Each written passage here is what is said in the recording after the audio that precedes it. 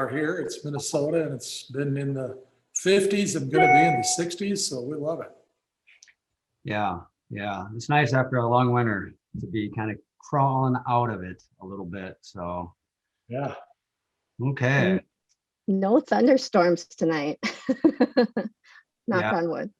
Yeah, that was All weird. right. That was weird last Are night. Are we ready to get going? I think so. Yeah, I think so. All right. So our first question tonight comes from Roger in Hobart, Indiana. His question is, how difficult might it be to have a dome kit delivered to a mountainside site? The roads that traverse the mountain hillsides in Gatlinburg, Tennessee are very twisty and winding, as well as somewhat narrow with hairpin turns. He's not sure that a semi could make it up most of those roads. So what are some alternatives for delivery? Yeah, Dennis and I were talking about that earlier. It's not even just the dome kit. Usually you're going to have some kind of foundation system where some concrete might be involved. So it's also a concrete truck. Conventional homes often have flatbed trailers with rafters on them that are usually as big almost as a semi truck. So yeah, that's kind of a tough spot. We have had people do it. I was talking to Dennis about that gentleman in Hawaii who had to go from a ship. It was on a container, went to the ship, got to Hawaii, went off the container to a small truck, got it in his neighborhood, and then he actually ended up having to offload by hand, which I think is unusual, but it shows if there's a will, there's a way, I guess. But I don't know. What do you think, Dennis? Probably the best option for that is to get the truck as close as you can. If the truck can't make it, to offload it to smaller trucks or trailers and to get it the rest of the way, I would think. Yeah, you want to find a friendly parking lot nearby. School parking lot, maybe the city's got a place. Get permission to have a semi truck come in and realize that this is a 53-foot semi truck. That's all they ship these days. So when we load it up, it's a closed semi truck. It's not a flatbed. So you're going to be unloading. If depends on the size of your dome, you're going to be unloading an entire 53-foot long semi truck that's usually filled at least 5 feet high, maybe even 7 to 8 feet high, depending on what you're ordering from us. So it's up to the driver. If we had one where the driveway was not correct, he couldn't make the turn from the small city street into the driveway. So basically they had to park it in the street and block traffic partly. So no, you're going to need to make alternatives. So ask Roger if he does that. Roger, did you, Because he just got on. is that a good answer to your question? Is he on? I don't know if he's on. I believe Roger is with us. I don't know if he has mic option, or is in a spot where he can talk, but I believe Roger's with us tonight. So Hello, can you hear me? hi, Roger. We can Hey, hear you. hi. I'm sorry. I had a hard time getting in tonight and I just got online. I caught the tail end of that. Okay. It sounded like it would be the responsibility of say me to get a second setup for material to stage at a convenient location. Right. Okay. That's what it is. Parking lot, commercial parking lot, or even like somebody's got a business with a loading dock, you know that their parking lot's going to be able to take a 53-foot semi-truck weight. This is, 38,000 pounds or whatever it is. If it's fully loaded, depends on what you're ordering, of course. Sure. Understood. And then you should unload that truck and don't pretend like, well, I can unload it onto my trailer, then bring it up to my site and then come back and get some more.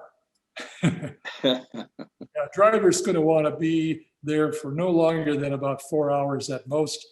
They'll tell you they might have a schedule, but that's their limit before they start charging. Some of them give you 2 hours, some of them give you 4 hours. So It almost sounds like I would want to have maybe a warehouse kind of location to put the material in so I could have my own time to work it from there. yeah, but usually if you got a truck and a trailer, you can get that up to your site depending on what the weather's like. How far? How far is your site? Well, you don't know. From Yeah.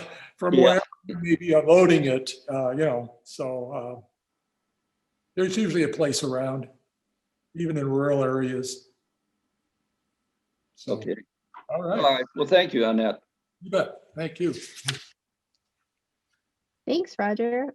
Just to clarify, there's a question in the chat. Are those materials on pallets or is it freestanding? How does that shipped in that truck? It's kind of a combination, really. I mean, we try to palletize as much as we can, in case you have access to a forklift or something where then it makes, a pallet jack and a forklift to be able to offload. But a lot of the components are going to be in there kind of hand stacked, some of the longer pieces and stuff like that. So it's kind of a combination of both, I guess.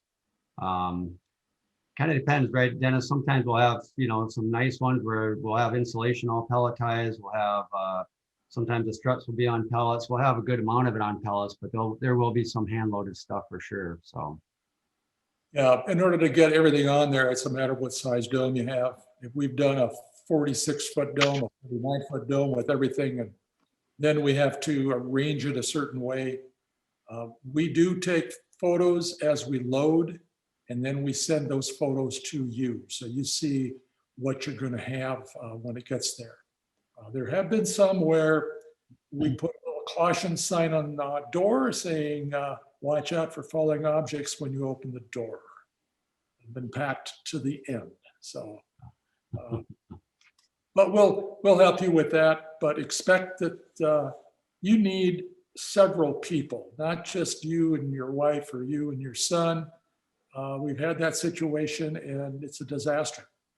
This is going to take, we suggest 5 to 6 people because 2 or 3 of them are going to be up in the truck hauling the materials to the back. You need 2 or 3 people on the ground to take that material and put it somewhere, whether it's your site or at a parking lot. So be prepared. The weight of the material, you might have some riser walls that are going to be, they're pre-manufactured, pre-assembled riser walls. They might be a 3-person job to handle, might be 100 pounds. By far, most of the material is 50 pounds or less. So. Yeah. And All of course, right. Well, thank you all. some, so. All right. Perfect. Okay, so question number 2 comes from Kristen in San Diego. How do I expand the home, the dome home? How do I know what geodesic dome I own? And they're struggling to find a roofer who knows how to roof it. I'm not from Minnesota, so I have a different roof pronunciation. I have a 21-year-old roof and needs a new one very soon. Well, how do you expand the dome? We need to see photos. We can do design work for you. Depending on what kind of dome you've got, you can open up usually 5 places around that dome. You may already have an extension or several extensions. Some of the older domes came with 5 extensions on them. So you can keep on expanding from that location. Or we can show you what you need to do to brace that opening if you do open up your dome on that main floor to extend it out. So that's not a big issue from a design standpoint. The second part of that question, how do you know what kind of dome you own? You need to look at the center where all the points come together, where all the triangles come together. If you can open that up somewhere, somehow, and see if there's a bracket in there that holds all these pieces together, or is it simply 6 triangles that join together at that point with a point? But usually we can look at that with you and say, okay, it's this or it's that. I've got basically 50 years of history and a knowledge of basically all of these domes that are out there. The Cathedral-Light, Dynadomes, Monterey, all these ones that are no longer in business, Synops domes. There's a big long list of them. So The third part of that question, roofing. You got a 21-year-old roof, you need to get it roofed. You can find a roofer who is interested in your dome. We have a section on our website. I'm trying to think of where that is, in the roofing section of the dome store. So go to the menu bar, and where it says dome pricing, it'll get you to the dome section that has roofing. It's a pull down menu. It'll say roofing. You want to download a section of our construction manual. It's a $30 cost on that for the roofer to use to show him how these shingles are overlapped. There's a procedure involved. It's very detailed. So you also need to know what size or geometry of dome that you have. Is it a 2 frequency, 3, 4, 5 frequency dome, whatever it might be. You can certainly send us a photo. We can tell you what you have from the design point of the dome, which will then help you decide which section of that chapter is going to apply to you. Yeah, we have kind of our go-to roofer, I guess. He pretty much focuses only on domes. He builds domes from the ground up, as well as primarily re-roofs them, and he's kind of our roofing expert. And in his words, he says essentially any decent roofer will have no problem doing the job properly. And if they have a roofing manual to be able to consult on some of the details that are maybe unique that they're not used to, it shouldn't be a problem. As long as they're a decent roofer, they should be able to do everything perfectly right, and you should have a good roof when they're done. So, yeah. Kirsten, does that, or is it Kristen? Kristen, does that answer your question? If you're on, join in. We'd like to know, make sure that we've got the right information from you and are answering the question correctly, so you can proceed with what you're doing. Yeah, you're also welcome to put it in the chat if you're not in a good spot to talk. Yeah. There. So I'm gonna, while we're waiting for Kristen to maybe chime in, we have a follow-up question from another customer, from Jess in Oakland, Oregon, that is asking, what is the best roofing system for a geodesic dome? So nice segue into that question. I think really we're going to tell you that it's asphalt shingles. 90% plus of our domes are done with asphalt shingles. Now, there's a brand that we use, we've been using for quite some time, especially on the West Coast. Malarkey is the name. That's the company name, that's the family name. And the model name of the product is Legacy. It is a architecturally laminated shingle. It's hail resistant, zone 4, which is the highest zone you can get.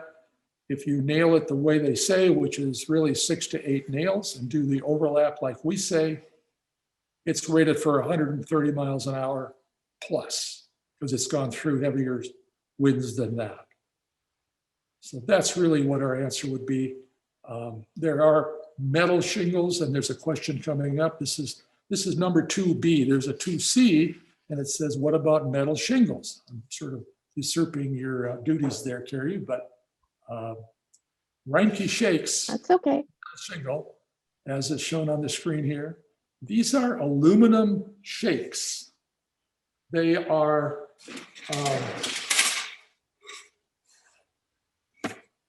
they're small. What you see on the screen is the old style that they have.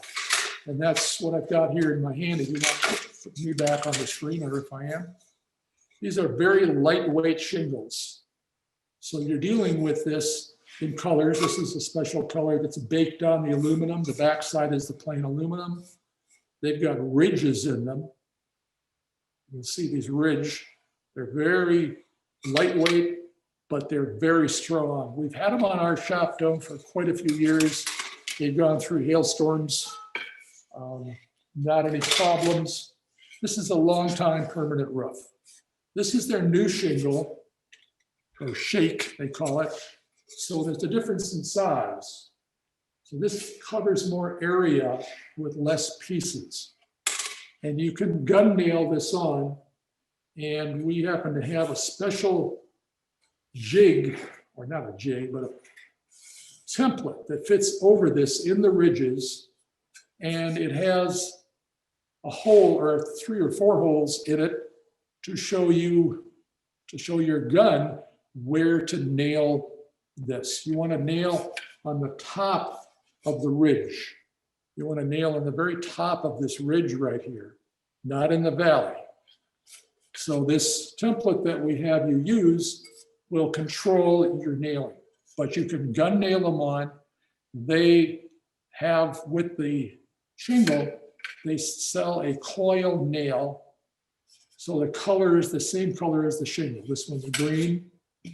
There's quite a variety. I didn't bring the whole sample page with me, but there's about 9, I think 8 or 9 different colors that this comes in. I just saw it, you brought up in the chat also, Dennis. I just saw it pop up there. She was asking the price difference, which is probably, overall, it's probably gonna be close to 2 to 3 times the cost with both labor and materials, I would think, because you need that high temperature underlayment, which is a premium product. The shakes alone are gonna be almost double the cost of asphalt shingles. And then the labor to put them on is, asphalt shingles are such a common roofing material that everybody's kind of set up, you know, they're equipped to do it, and they know how to do it quickly. So when they have to change to something a little different like that, they're going to charge a little more labor. It's going to take them longer. So it's probably going to be about double the cost, if not closer to triple the cost. That would be my take on that. And they're going to last forever. Now, Malarkey Legacy shingles are called a 50-year shingle. And I would say to you that the way we build our domes and the way we do underlayments and all the different things that we do, it will give you more than 50 years of life. I put on a 35-year shingle when I built the first dome here on the property, which is 1975. I don't have a picture of it here, but this dome here that I'm in is built in 15 years ago. So the other one was re-roofed in 1983. That's now 38 years, and it's a 35-year shingle. They don't look damaged at all. There's no curled corners. There's heavy granules are still on them. I have a little bit of moss on the north side, but it's not doing anything. So it will give you the life of the shingle. So if you have more than 50 years, if you're in your 30s, if you're in your 80s and you still want to do it, you'll have a good roof for the rest of your life. So I think that's really the answer here. Look at it from a longevity standpoint. You don't want a hailstorm to come along and do anything to it. So. Right, right. All right, well, thank you. Yeah, it was good timing. We did have a question in the chat about the normal life of asphalt shingles. So I think you answered that quite nicely. Thank you, Dennis. All right, so A normal shingle. Do not use 3-tab shingles. They're cheap, and that's a reason for it. So don't use it. Anything less than an architectural laminated shingle is not worth putting it on. So. all right, so our next question comes from Michael in Waverly, Nova Scotia. And this is a 3-part question, so I won't hit you with all of them at the same time. Michael is in need of some engineering for a dome project. Is there someone within the Natural Spaces Domes organization that would be able to help me? Michael, are you saying that, is Michael on here? You're saying that you have a dome now, or you're looking at needing engineering from a dome that you're going to purchase from us? I don't know what exactly. Not sure that Michael's with us tonight. We do have a registered structural engineer. This question is coming from Nova Scotia, Canada. There are a couple of engineers up in Canada that we work with. So usually our engineer is going to do the engineering of the dome shell if it's required. We already have an engineering pamphlet on our dome shell. That's standard. We're rating ourselves for 100-mile-an-hour wind speed I'm sorry, 150 mile an hour wind speed and a 100-pound snow load, along with earthquake zone E, which is the heaviest earthquake zone. So that's where we start, and we can get that higher than that. There's different ways that we hold the dome down. So yes, we have engineering services that we can offer in our domes. If you're doing somebody else's dome, I don't know. It's possible, but you have to know what the capacity of that dome system is if you're doing a remodeling on some other brand of dome.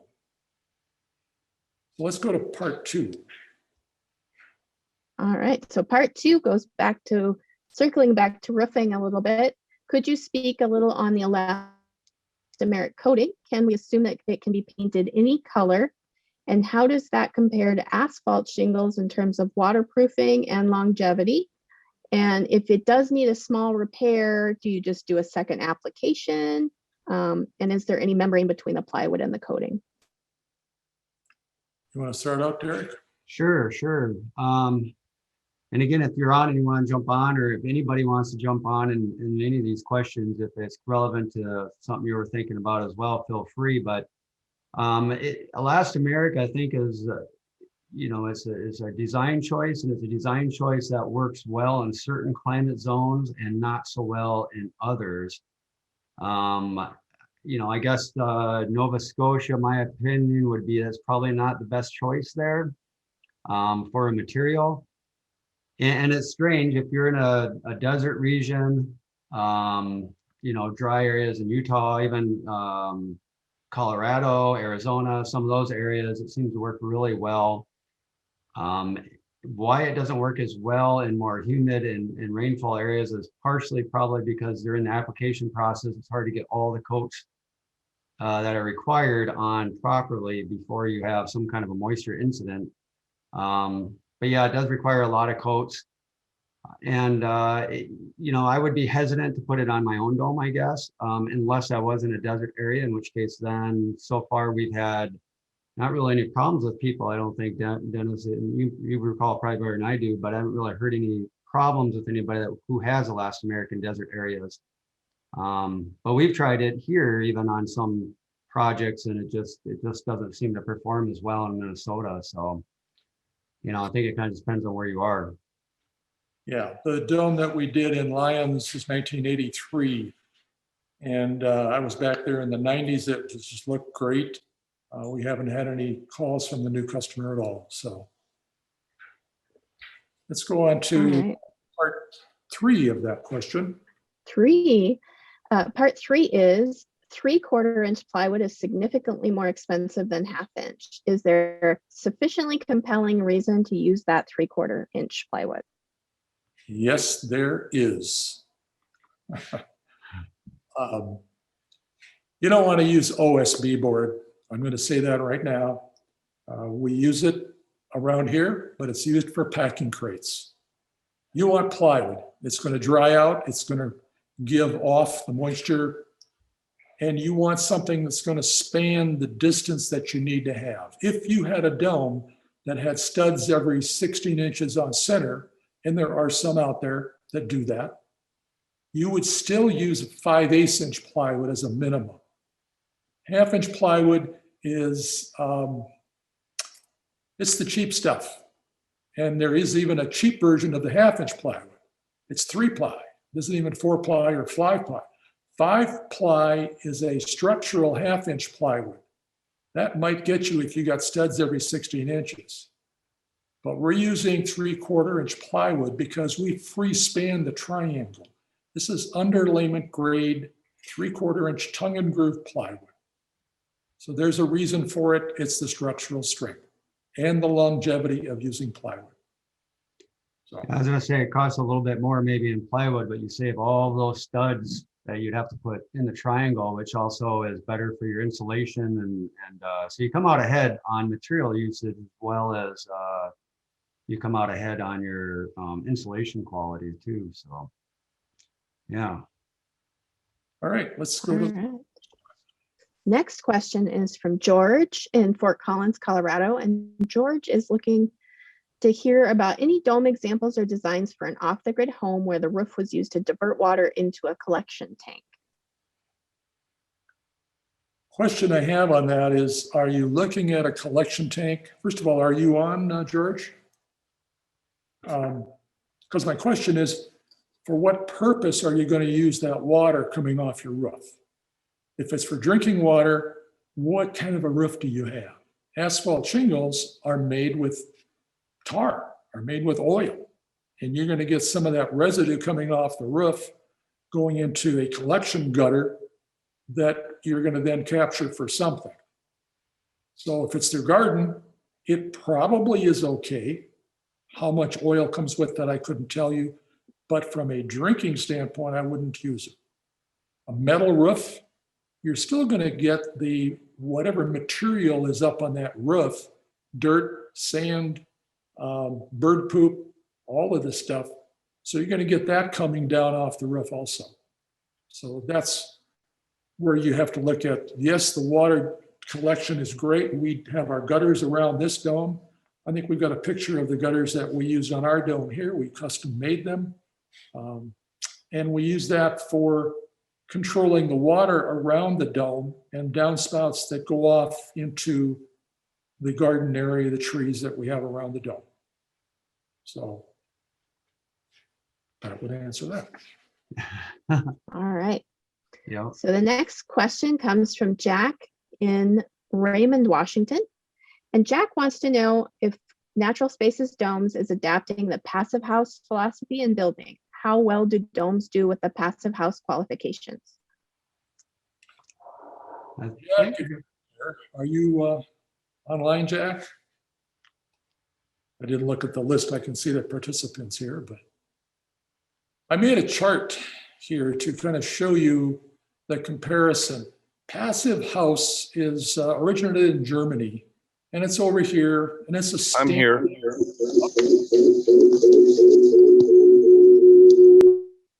There we go.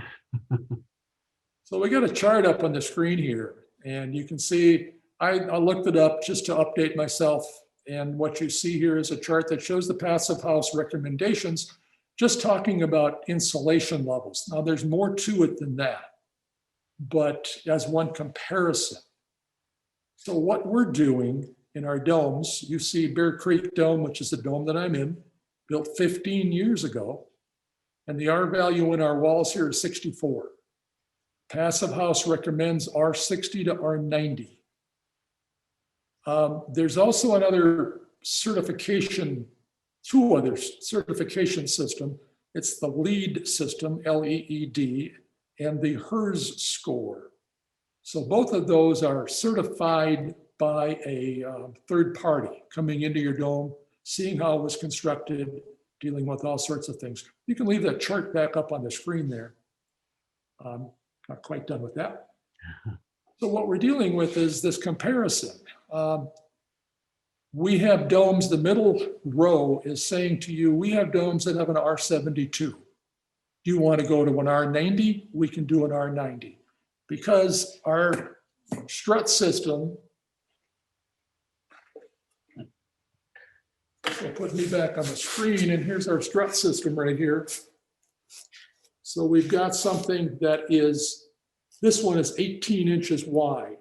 And this is a foam interlayer between the 2x8 and the 2x4. And you can run your wiring in here. This just shows the wiring going along here. But we can make this 21 inches. We can make it 24 inches.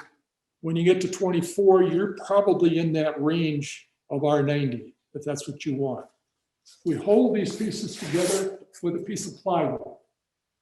With that, there's no thermal transfer from the same material here going all the way to the inside. So that's not going to have heat loss going out. You look at our domes here in Minnesota that are built with this super wall system, we call it, and you can't see any framing. Conventional housing with its roof, you know where all the rafters are. You know where any cross bracing is that touches that roof because it melts the snow. So really, the comparison that we're trying to do here on that chart, bring the chart back up, is to show you we do the same level. We can get to the same level if that's what you want of a passive house. But is it really necessary? It's an economic decision also. Cost you a lot of money to get to that level. Is that right?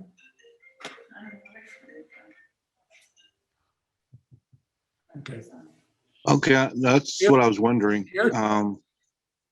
There's Sure. also thermal breaks and the air tightness. And I figure air tightness can be done with proper construction methods, but thermal breaks, that's an architectural thing, isn't it? No, you see what we have, what I just showed you in this strut, there's no thermal break. If it is, it's the 3/4 inch piece of plywood that touches this 2x8 and this 2x4. Oh, I'm talking about the flooring and the cement or the foundation. Okay, and the foundation, I'm dealing with a radiant floor heating system here, Jack.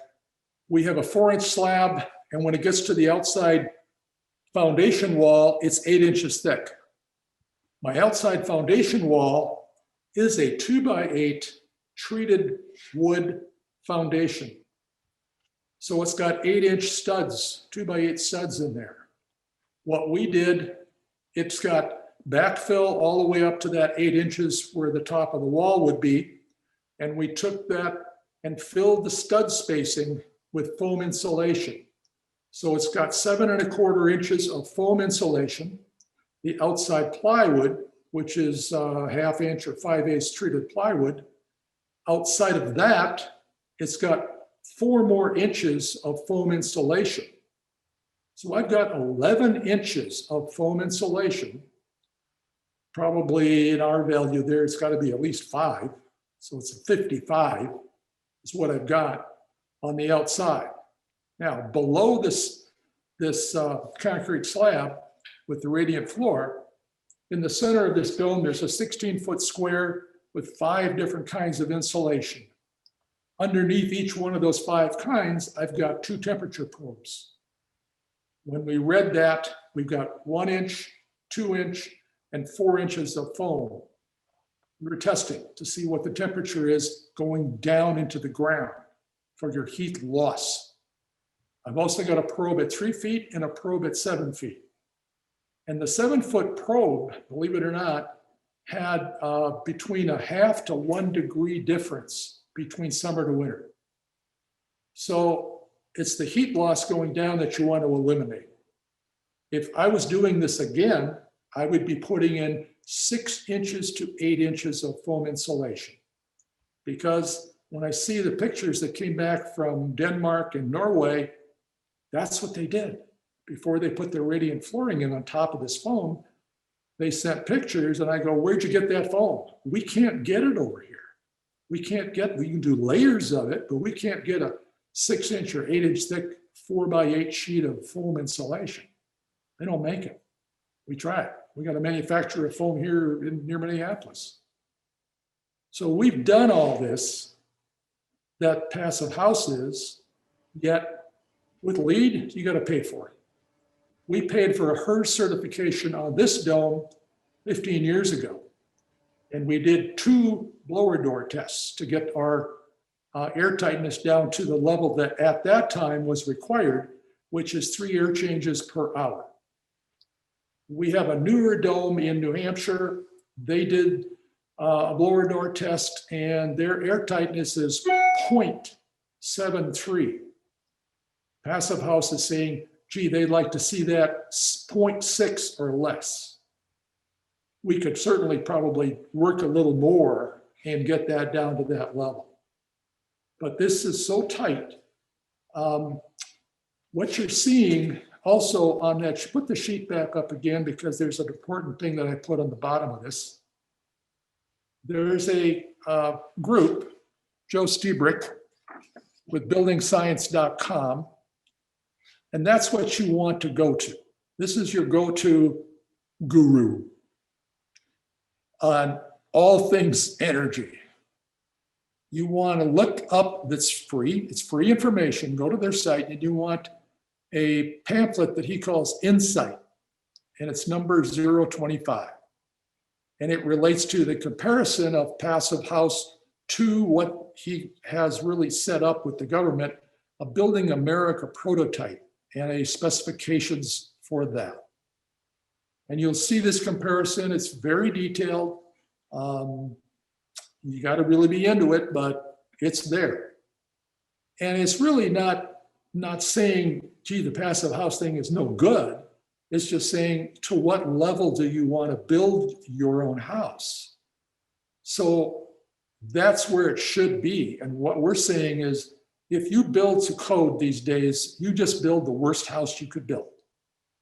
So you want to get above the code. You want to be higher than the code is for our value. You want to be stronger. You want to be all these things better than the code. We have tried since the early 70s. I was involved with Dome East back in '69. You know, we're dealing with domes for that long. We were always trying to stay ahead. We did 12-inch walls. We thought that was so great. Actually, we did 6 and 8-inch walls, and that was really good. So we went to 12-inch. Now this house here is 18-inch walls. It's got 16 inches of fiberglass insulation. You can switch back to me. This is the fiberglass insulation that we're using. This is Knauf insulation, but it's industrial grade. So you're dealing with something that is a small fiber, no phenolic resins, no formaldehyde. Recycled content, I think, is around 35%. So it's that situation where we can match all that. We've gone so far, and if you want these options with us, we can give them to you. If you want a 24-inch thick wall, we can do that. Foam insulation, we've done that too. Does that answer your question, Jack, more or less? Yes, thank you. Thank you, Jack. Thanks, Dennis. That leads into the next question from Gordy in Bisbee, Arizona, who asks, how are domes insulated and are the windows double pane? Well, we just talked about the insulation, but really the options are there. We can do fiberglass, which is something you can install. But fiberglass comes out to you in 4-foot, 6-foot, or 8-foot wide rolls, compressed. When you slit that open, there's another plastic bag holding it together. When you slit that open, if you're in the wrong way and it starts to roll against you, it'll move you. It inflates, comes up to a full, whatever you're dealing with, 2 layers of 6, 2 layers of 8, or 2 layers of 9 1/4. Or if you wanted a 24-inch, we would do, and if it wasn't vented, we do 24 inches of insulation, which is 3 layers of 8-inch. Because we do both vented and unvented walls. That's another discussion here later. So the insulation can be foam. You want 2-pound density foam. You don't want isonine. You don't want this other material that is not going to give you a higher R factor that you really want when you're there for foam. You want urethane foam. They have lessened the HFC, that's the bad stuff going in the ozone layer. It's still got some bad chemicals. They're not going to off-gas for life. They're going to be off-gassing, from what I know from the customers, anywhere from 2 to 3 weeks to maybe 4 weeks, 5 weeks. At that point, you're building your house. So the insulation levels that we have, as you saw on the chart, are quite high. So whatever you want to get there with, if you want to use chopped cellulose, chopped fiberglass, blown in, we've done that. We've got all these different types that we've tried that work. Customers tried them, worked with it. So we're comfortable with what you want to put into it. If you're chemically sensitive, maybe you don't want the foam, then we're looking at the fiberglass. If you still want to take care of some of this, maybe you want a barrier, an air barrier there so nothing comes into the house. So there's a discussion later on we're going to have for air-to-air exchangers and things like that. He was also asking about the double pane regarding the skylights. And yeah, the standard most people do get is double pane glass, and we offer low E coatings on it, argon filled airspace. As you can see here, Dennis specs them out with a fairly good size airspace in between to try to maximize the R value of them. You can also get triple pane if you wanted that additional R value. That's what Dennis has behind them. Those are all triple pane skylights there. You can get tints on them, and the Marvin windows as well. That's another, we like to sell the Marvins. We've had really good experience with them. They're a great product. So if you order a dome through us and you want us to provide the windows and doors through Marvin, that's something we can offer as well. And they also offer tinting and triple pane if you want.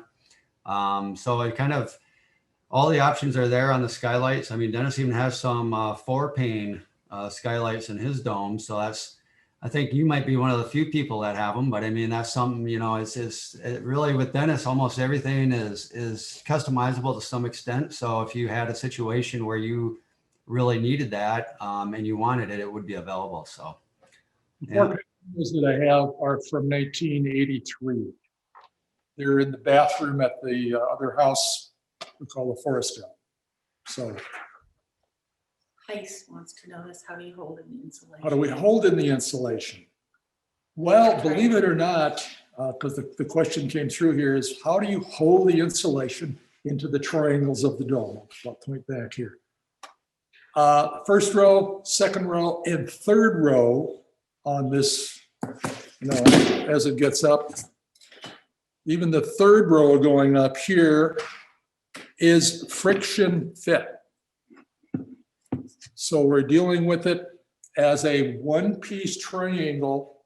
Now they're 2 layers thick usually. This is 16 inches, so it's 2 layers of 8 inch. And you put that layer in and you put it in there, it's going to be tight fitting around the edges.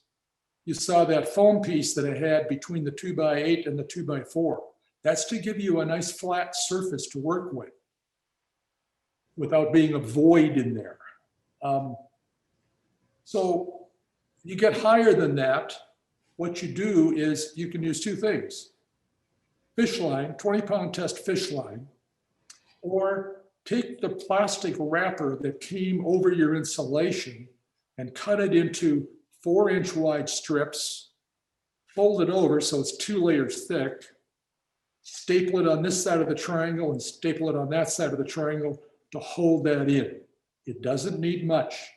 It's very lightweight. It won't take much. This whole dome, even the ones at the top of the dome, were done that way. It will stay in there. It's not going to just fall down. It's not loose. This is a very stiff insulation. It's not like your Pink Panther stuff that they have to put this plastic bag around to contain it. It's very rigid. So that's going to work. right. Great, thank you. All right, so we're moving on to a question from Drew in Claryville, New York, who's interested in the mini dome. They're very interested in the mini dome and have looked at floor plans, but they're not clear on where they would put a mechanical room for things like an on-demand water heater, hot water radiant heat, water pressure tank, electrical panel, all that kind of good stuff. Would this be better housed in an additional structure as a bump out, or where would that go in the mini dome? Carrie, you've got 2 floor plans that I sent on the mini dome. If you want to put those up. Well, this is actually the photos of it. You can stay here. We'll slide into this, but I think at the end of your presentation, you've got the floor plans. Yep, I have them at the end of the building pictures, but we can reverse it if you want. What this is, what we did for this mini dome is we took a 29-foot diameter dome and sliced it vertically and created this zigzag front on it. And you'll see in the plan what it looks like, but you're seeing the building process here. This framework with the outside panels was put up before these walls were built. I tried to find a picture of it, and it was I wasn't able to get back to the file that I wanted to. I'm just not sure if it's probably a print picture or something, because with my digital camera, I was taking print pictures too. But this shows you on this mini dome, the framing that we do. We're not holding up the dome. We built the dome thinking, oh, the top pentagon there, that point that sticks out, that's gonna sag. It didn't. It stayed together. It stayed on the same level. It was horizontal. And we built the wall right up to it. And those plywood gussets that you see on the top, just kind of holding it in place. Go on to the next slide. I call them slides, they're photos. So this shows you the side walls. It's all framed for the windows that are going into it. There you see a door on the lower right on the one coming out. Go to the next one. So that's the 1/2-inch plywood we use. The stud spacing is, you can see on the top, the stud spacing is 16 on center. So it's a structural grade 1/2-inch plywood for the wall. 3/4-inch plywood is on the dome triangles. So we're building this, this is our prototype. We're building this by hand. Go to the next one. So there you see the windows installed. And you might notice a little change. That lower right front panel now has an 8-foot wide patio slider. We looked at it and said, gee, that would be a nicer feel to walk into the structure and for light and air. So we just took that part of the framing out of it. It had a window and a door. So you have an option for either way. These panels actually come to you in 8 pieces, already pre-framed for the opening of whatever brand of window that you're going to put in there, and door. The first level there, I think the walls are 7.5 feet high, just above that lower window. And then there's another section of, if you look at, there's the left, the middle, left, the right middle, and then the right. So there's 4 panels on the main floor and 4 panels on the upper floor. Go ahead to the next one. Then you put, well, there's a paper, there's a drainage plane in back of this. This is actually a lap siding, ship lap siding. I call it drop siding. It's an old-fashioned design for this. But there's a drainage plane in back of that with a material that you apply first over the plywood. So this is wood paneling that we did on the outside, horizontal with a beveled edge. You'll see it in another picture here. Go to the next slide.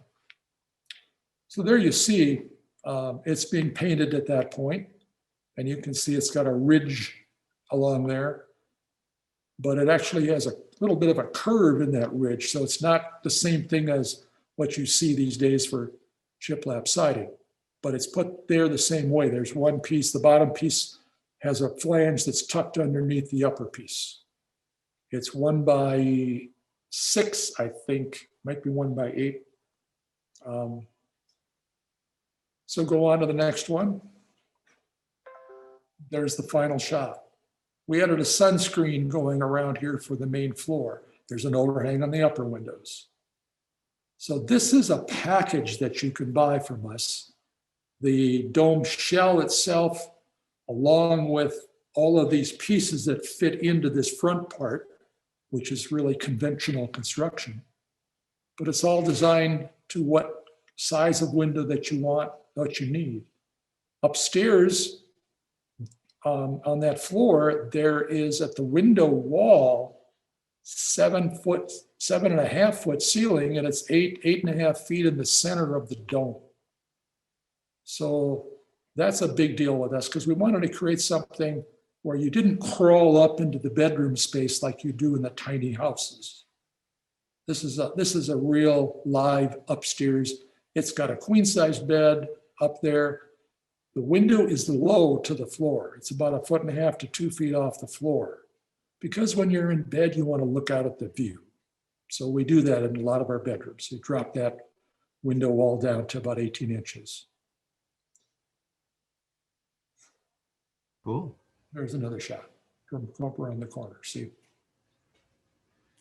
So this is the floor plan, probably had the floor plan of the mini dome that we have here as our prototype. We built it with a small stairway that's about, I think 28 inches wide, 27 inches wide for each level. But it's comfortable to walk up. It's a one-person stair to walk up. To the dotted line, which shows you we've covered the middle dining room area with the loft. The right side is the living room. We left that open above. And the left side is the kitchen, and that's open above. Go to the next plan. This is a plan we did for somebody that's about to build one, and it has a 3-foot wide stairway going up. Now the rise on that is 7.5 inches. That's the maximum rise that you can have. So it is a bigger stairway. It takes up more room. So in this case, we took it away from the bathroom, which had a laundry in it. You could fit a laundry combination under the stairs right there where that door is open, under the stairs going upstairs. So as a 2-floor living space, and I just realized I didn't bring I didn't give you a copy of the upper floor, but the upper floor covers the bathroom and the dotted line that goes over part of the kitchen cabinets. And that's where the closet is, over the bathroom and over the kitchen cabinet, and the bedroom part is over the dining room. We have some customers now that want to do that dining room for a living room, so. Well, getting back to the mechanical part of the question, like in this one, you can see Dennis located an instantaneous hot water heater above the toilet. And like you said, you could have a stackable washer dryer unit under the stair in a closet, or you could have, they have those all-in-one washer dryers now with condenser dryers, which are kind of nice, and you don't even need to ventilate them to the outside. Would also fit in there. But yeah, it takes a little bit of creativity because it is a smaller space. You don't want to lose too much of it to the mechanicals. So, an instantaneous hot water heater, for instance, requires far less space than a tank based water heater. For heating and cooling, in this dome on the upper floor, it shows a mini split, which does not take up a lot of room, so it takes care of your HVAC.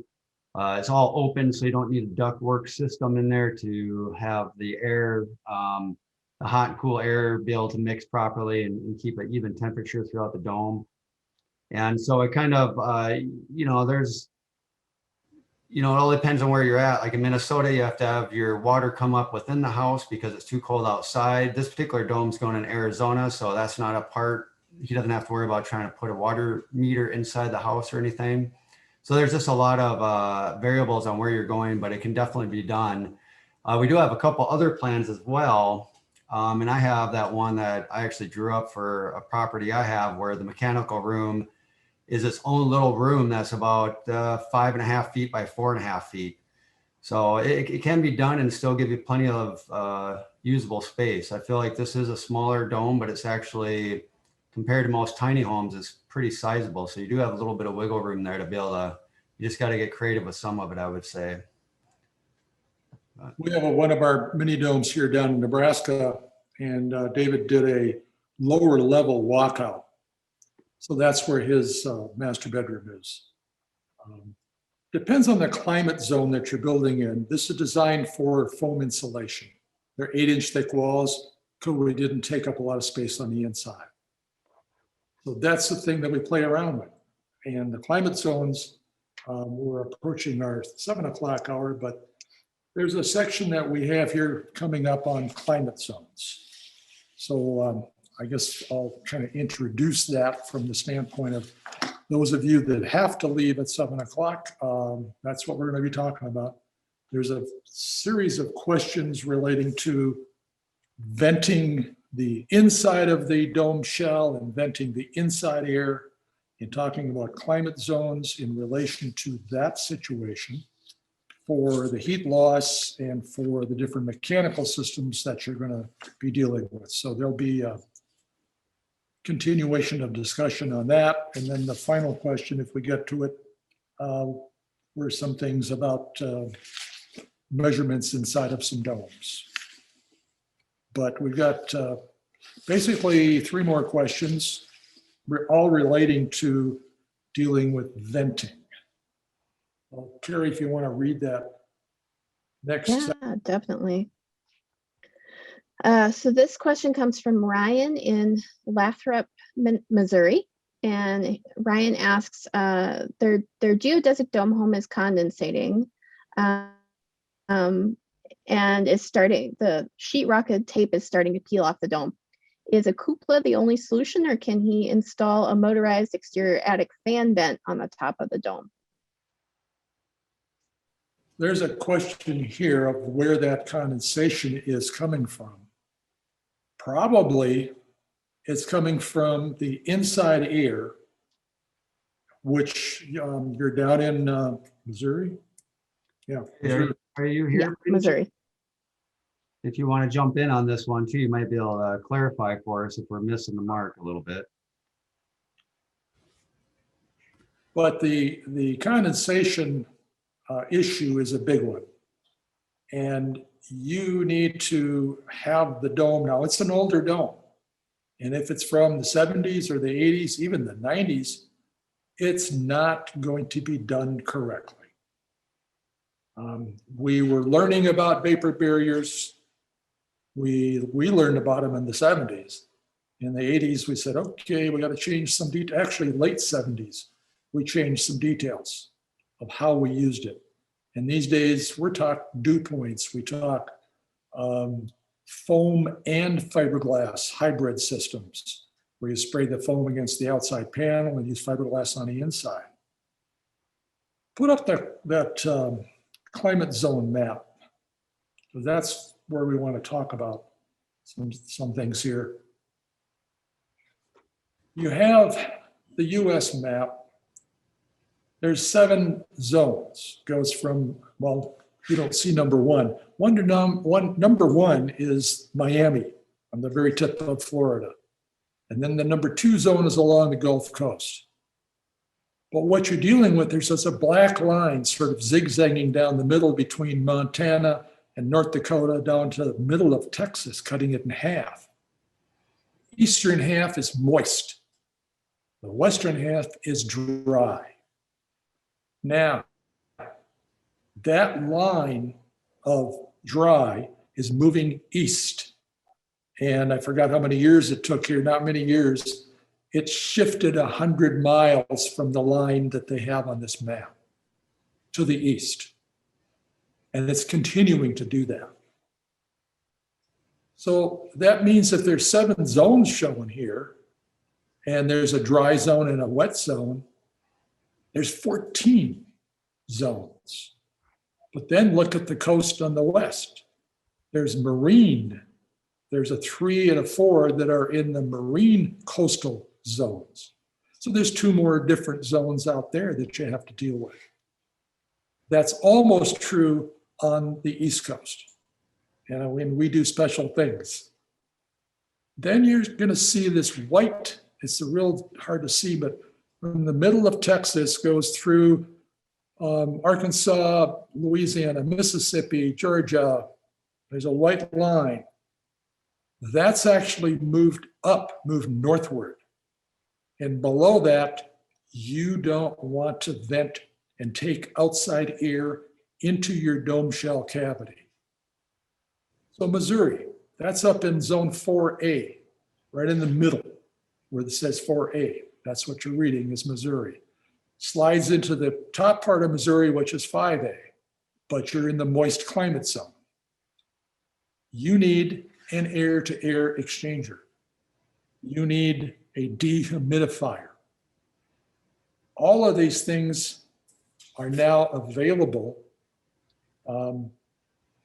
Derek's got some information he can share with us on on a whole house systems. But that's what we're dealing with these days.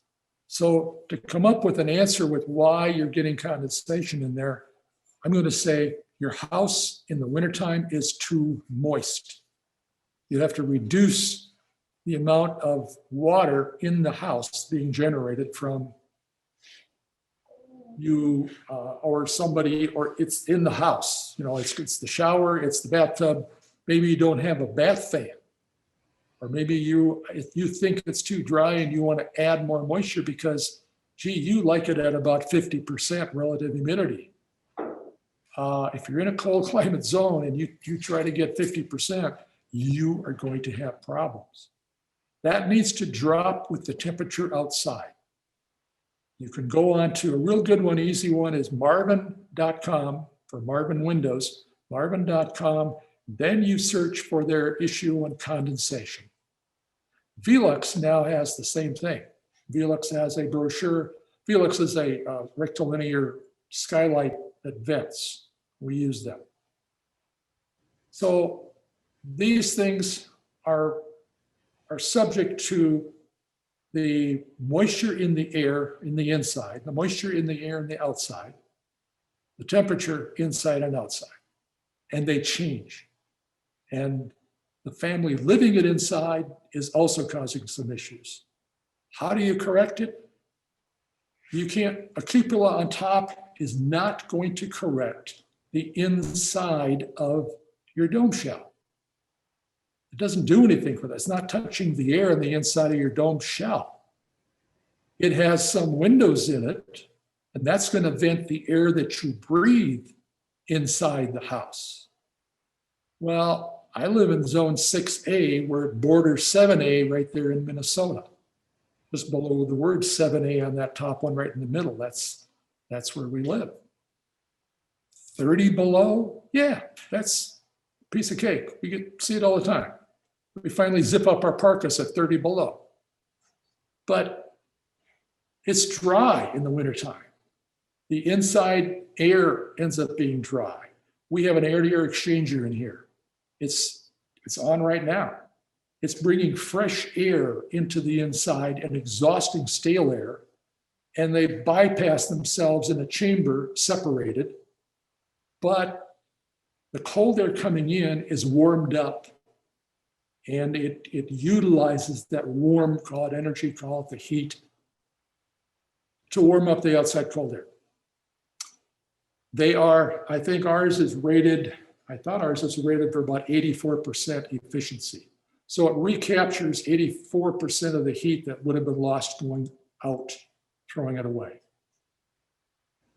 When we walk in the wintertime, maybe we've been gone for the weekend, we come back in, the house doesn't feel stale. It doesn't have the aroma of the popcorn that you had on Friday night. You know, it's vented, it's clean. If the outside air is clean, I should say that, it's clean air on the inside. So this is a big issue. You're going to have condensation also because the insulation in your wall, if it's an older dome, it might be 2x4 construction, it could be 2x6 construction. You're going to, and the insulation could be fiberglass batt. Well, how good is that? How good was it when it was put in? Did they really get it tight? Are there air pockets?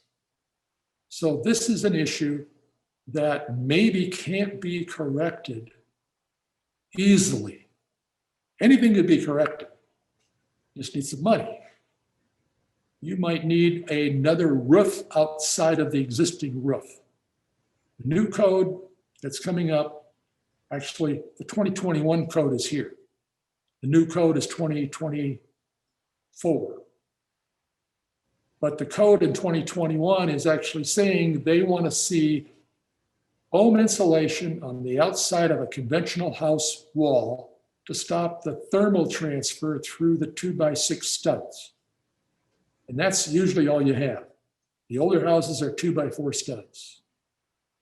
My stepdaughter's house, oh boy, that was 1928. Is there any insulation in the wall? My other stepdaughter, she had a 1961 house, and we opened it up for remodeling. There was no insulation in the wall in Minneapolis. 2 layers of craft paper on the outside, and that was it. That's 1961. So here we are, 60 years later, we know better. That buildingscience.com is where you want to go to find your information. And we know what we're talking about because we build this. This is what we build. We live in it. I don't have condensation. I don't have ice dams. It doesn't happen because there's enough insulation to stop the heat loss that melts the snow on the outside of the roof. And there will be snow on the outside of the roof. The bottom part falls out, but the top part's going to keep the snow because there's no heat loss going up there to melt that. So these issues that we have with your sheetrock being a problem, the joint's probably cracked. That allows air to get back inside. So the moist air inside is going into that joint, and it's probably not well insulated. Or they used beadboard, or not, well, they might have used beadboard insulation or foam board, but they didn't cut it at an angle. They didn't seal the edges. They just kind of cut it, fit it in. There's some air gaps around it. That lets the cold air back around to condense the air vapor that's getting into the wall, which then turns to water. So talk about the train system for one of the, just a description of it. Oh, sure. About the, did you want me to give you a break from talking for a second? Yeah, so it's kind of just to kind of do a quick, I won't try to spend more than 20, 30 seconds, but I think a quick recap is just, there was a point in time where almost all houses throughout the country were built really the same way. And then as they started insulating houses and appreciating the value, you know, our values, as energy started to cost more to heat and cool houses, they started to find out all the problems that they ran into once you insulated, such as condensation problems. So there was a learning curve definitely during the 70s, 80s, even into the 90s on the best way to insulate. And then even Joe was talking, I think, down south that they said once they increased insulation from the standard R19 in the walls and 38 in the ceilings, once they increased that, they had more condensation issues that were new. So the condensation is definitely relevant to the insulation, and it's kind of as homes get more and more insulated, we start to find out where these problems come from. Nowadays, most of them are all figured out, but that was definitely, depending on where your dome was built, it could have been during one of those learning stages. But nowadays, with all these things in mind, and with COVID and a lot of people spending more time in their houses, a lot of the mechanical systems now being offered out there, like from Trane, for instance, they have one, I don't know if they call the system Tranquility. Yeah, they do. They do? Okay. And basically what they're trying to do is give you an all-in-one solution where it's a system that heats your home, cools your home, offers humidification if necessary, dehumidification if necessary, as well as fresh air through an ERV or an energy recovering ventilator, which as Dennis was talking about earlier, where it captures some of your outgoing air, whether it's cool or warmer than the outside air, it kind of tempers that air coming in. So you're not bringing, you know, if you're in Minnesota and it's 10 degrees out, you're not bringing 10-degree air into your home, but it allows you to get fresh air in a very tight house. The advantage of a house being very tight is without air leakage, you control where you get the air from. If you have air leakage, it could be coming through different insulation materials. It could be coming through under, you know, in between a crack in the slab that's above soil. So you want your house tight, but then you need to bring in fresh air as a result. So, but yeah, a lot of these bigger mechanical systems now, they're trying to make these all-in-one systems or make them more user-friendly so people can really dial in the exact specs they want for their house and comfort level. So yeah, everything just continues to evolve, I guess. But yeah, I feel bad for the situation of a condensing dome, and in that area too, that climate zone it's a common problem with all conventional homes and domes built in certain times. They were finding out after they built a bunch that were insulated that they need to do other things. So Yeah, all right. I think we're ready for, we got one or two left, Dennis, you were saying?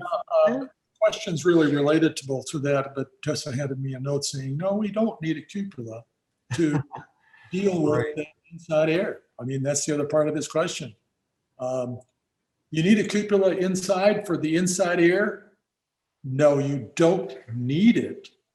It's nice if you want to look out at a view, if you want to use it for whatever you want to watch the stars. Well, for that, you need a window in the very top that opens up to watch the stars and the moon. But we offer both systems. We offer a vented system and an unvented roof.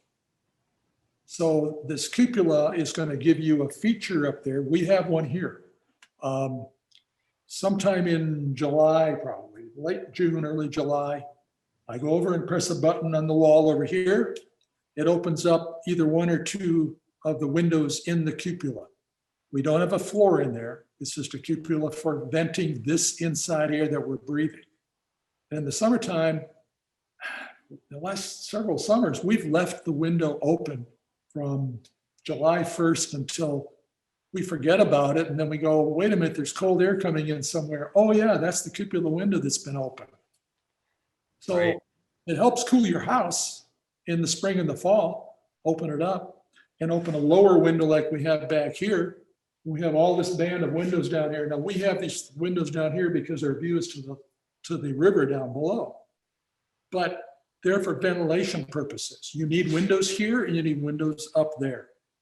But instead of a cupola, you put Velux rectangular skylights. If you're remodeling, you buy their solar powered skylight that doesn't need an electrical hookup. If you're building new, you buy their electric window, same price. The solar powered one and the electric one are the same price. And you put those in for venting this inside air that you're breathing in the climate zones that allow that. And most climates do, even Florida, we still talk about venting. Wintertime in Florida is really nice. Now, you're going to close that house up in the summertime. You're not going to open up. And you certainly aren't going to open up that house down in Houston in the summer, in August. You're going to seal that thing up. The outside wall should be totally sealed with actually ice and water shield along the outside to not let any air come in. And you're going to control the inside air. You're going to air condition it. You're going to dehumidify it. All those things that you need. And the systems are coming out. Trane, Lennox, all these big brands, they figured it out. And the big builders, Covenant, Lennar, I mean, all of them are building extremely tight houses. They know what people want. They're reading the whole change that's happened in the last year, where people are saying, my house sucks. It doesn't work. It's wrong. Something's, and then we're busy. We're extremely busy because people all of a sudden said, I got to get out of my house. I've been in it for a year. It's not working. It's too small. It's whatever. Things are happening. It's older. It's not built to today's standards at all. And today's standards, we mean the last 5 to 10 years, not the last 20 to 30, 40 years, because we were not building houses well 30 years ago. So this relates to all these questions. Robin had a question in California, should she use a swamp cooler? Probably not, because I know where she wants to build. Where she wants to build is zone 6. That in California is strange, but there's a zone 6 in California, and it's a dry climate. But what is that swamp cooler going to do in that zone? It's going to add too much moisture. So that's not the way to do it. You want the efficiency of the new appliances. And I hate to tell all those people that love their gas ranges, it's a problem in new houses. It relates to this. We've tightened up our house. You now turn the gas on, it's burning something. It's a combustible product. It's an off gas from that gas. We have a fireplace, a wood burning fireplace here. Minnesota requires all combustible appliances to be vented to the outside. and a sealed combustion. Well, you can't do that on a gas range. And the problem exists. You're going to have some pollution coming off of that gas range. The other big issue, and we're probably going to end with this because we're dragging it on here a little bit, but the solution is electric. It's going that way. You got induction stoves that work very well. There's new products out there. Are they expensive? Yeah. They're $2,000, $3,000. Is your gas stove expensive? Yeah, if you want that 6-burner gas stove, you might spend $5,000 on it or more. But it's not the correct thing in a tight house. You also are going to turn the vent fan on over the stove. It's like mandatory. You've got to have that vent fan. If your house is tight, where does the air come from? You need makeup air. And now the code is lagging behind, but it's catching up. It's saying, okay, the minute you turn this vent fan on, your makeup air damper opens up. How big do you need it?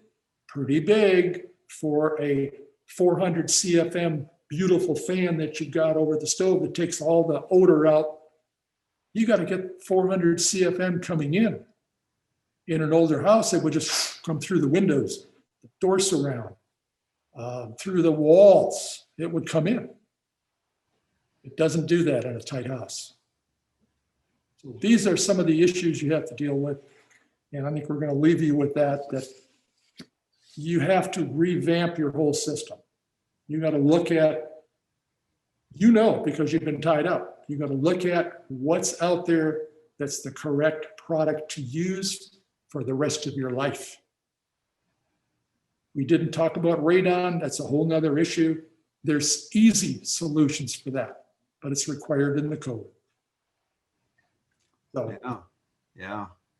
I know, Dennis, it's hard to wrap these things up in an hour. There's just a lot of information to try to give out to everybody, but hopefully we got to everybody's questions. And I don't know, we try to always get caught up on the following week if we can. Sometimes if we don't get to your questions, it may be because we have already got a good answer to a real similar, if not the same question. We're trying to get them uploaded online. That's why we record these, so that for those people that had a question and couldn't be here for some reason, they maybe still get a chance to see it online. But if you have some questions that we didn't get to or that were in the chat, we'll usually try to get to them in the next Dome Talk, or possibly we'll try to upload them online for you. But and just a reminder, I think so our next Dome Talk is in 2 weeks, Dennis, and then we're going to do 2 in April and none in May. Is that correct? that's correct. Yep. Okay. There's 2 in April. And they're online. They're listed online, so you can see what dates they are. And they're Wednesdays. In the summer, we might want to change. We talked about changing the day and time to go more worldwide, because we have had people, and we probably tonight have some people in other foreign countries. We might switch it. I'm going to say it so nobody knows about it. We might switch this to like 9 o'clock on a Saturday morning. How about 10 o'clock? No? We don't know. We'll see.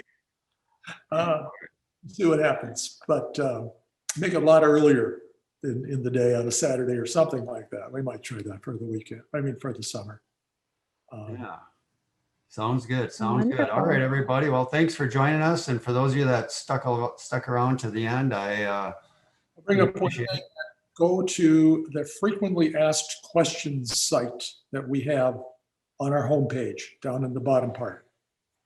Take the virtual dome school. And yeah, right. And look at the virtual dome school that's coming up on May 1st and 2nd.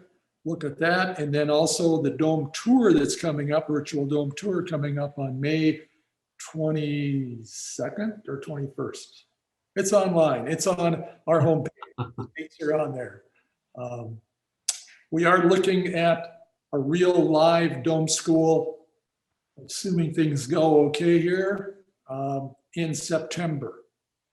And we're looking at a real live in-person dome tour around the Minneapolis to North Branch area the first Saturday in October, like we have had for many years. that'll be nice. Yes, that'll be nice to see everybody in person. Yeah. Right. All right. Well, thank you, everyone. Check out our website for all those events coming up, and then we may see you all in 2 weeks for the next Dome Talk. All right. Thanks a lot, guys. Thank you, everybody. Have a good night. Good night, everybody.